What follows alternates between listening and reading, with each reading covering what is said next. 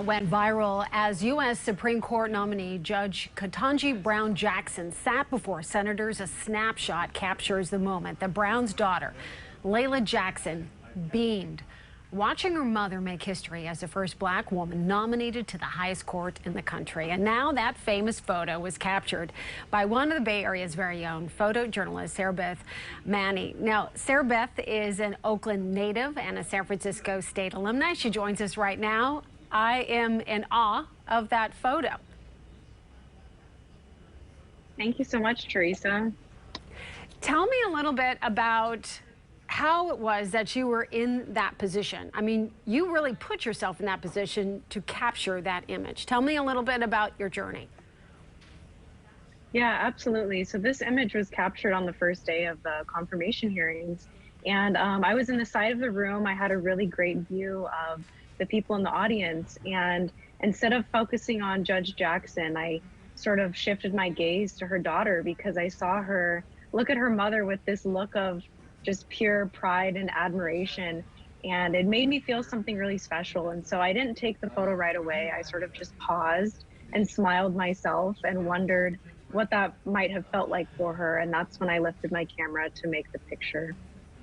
And it wasn't just the fact that you were able to capture this photo. You have been following Judge Jackson for a while. Tell me about that.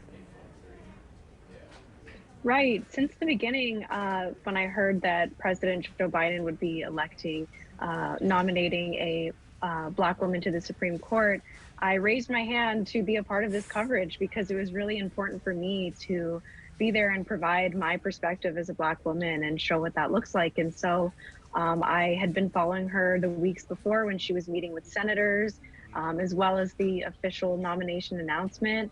And I'm looking forward to just continuing being able to contribute to that coverage. So that day, when you were there Monday, the first day of the hearings, tell me about what the room is like, as far as you are oftentimes one of the only women of color in that room as well. Right. Usually when I'm in the DC press pool, I am the only black photographer. And so this experience was really different, because it was the first time in my career where I worked alongside more than just one other black photographer. On the second day, there were 5 of us. And it was just very exciting and emotional to know that there were people in the room who were paying attention to the same cultural nuances as myself and looking for different types of emotion and intimacy that we don't usually get to see from such public hearings like this. So it was really special to know that we were in there sharing the same perspective. And I think that it really provided more perspective to what we're seeing from the hearings. And Sarabeth, when you took that photo, my understanding is that I was listening to you on NPR, and you were saying that you didn't even realize, I'm sure you realized how amazing the photo was, but you didn't realize that it had, caught fire. It was all over the place. Right. I had absolutely no idea. When I took the image, I always act on my feelings when I'm making photos. I like to say that I photograph what it feels like, not what it looks like.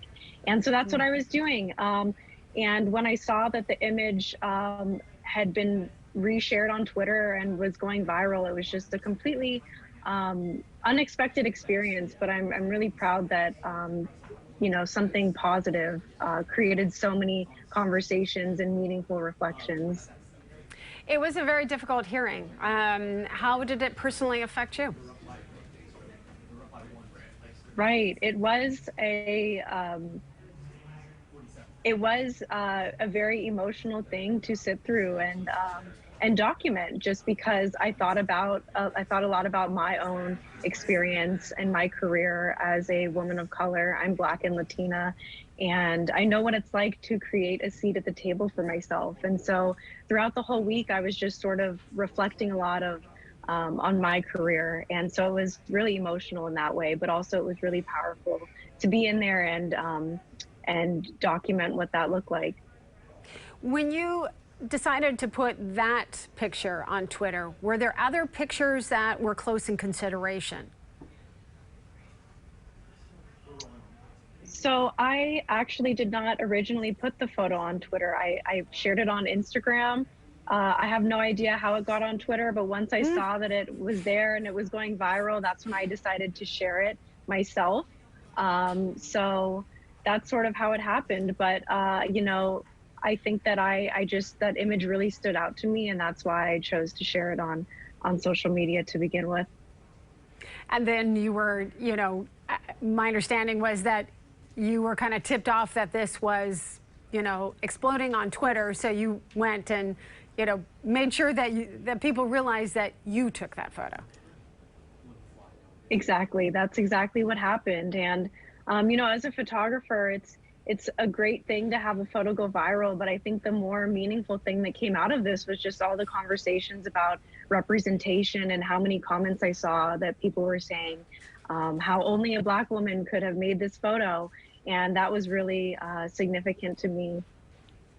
Well, the emotions certainly, you know, just the beam of what she had to say. And I'd seen the photo on LinkedIn, and so I, reposted that just because it just really spoke. And I think, like, as a mom, you hope that maybe someday your daughter is going to look at you with those kinds of eyes, and we try to do our best. But I think that is something also that women really kind of related to, and that struggle that sometimes we have with mothers and daughters. And I think that was a lot of the feedback that I saw. What about you?